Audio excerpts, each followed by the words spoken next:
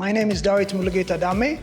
I attended Macalester College and I was a double major in economics and philosophy. So attending university, especially one like Macalester, really makes you become a global citizen. You're not only equipped with the rigorous academic preparation that you get from it, but also you're exposed to social values, social injustices, social causes, and really, especially for someone like me who comes from the African continent and embodies the Pan-African values, it really shaped my personal view in terms of what kind of career choices I have to make. That means putting impact on top of other benefits I might get out of my college degree, but also just being conscious of what's happening around me and always striving to create impact wherever I go. For students who aspire to go to college, the basics are the basics.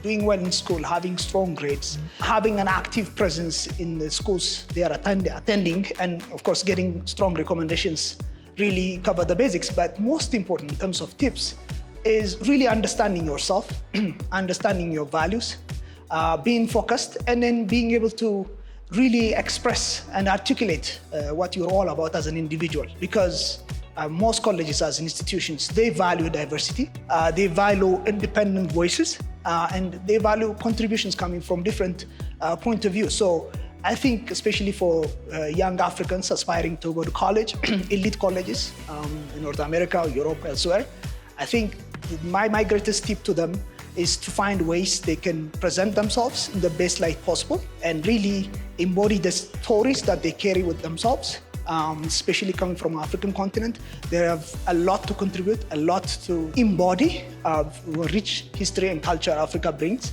and the unique challenges they face also coming from the continent. So my advice, my consistent advice to young people is to really highlight that uniqueness that they have as coming from the African continent. A program like Pathway really brings structure to that journey and builds a layered support structure to how both students and their parents can actually tackle the daunting task of applying for college. Let's face it, it's a very complex process. So having a program like Pathway that breaks down the process into distinct stages provides a network of support and also kind of cultivates a value, a community that they can always rely on, puts them ahead of the curve in terms of the competition, and really allow African youth to access the best education there is. One thing I wish I had known, looking back, would be the kind of career choices I would make down in life.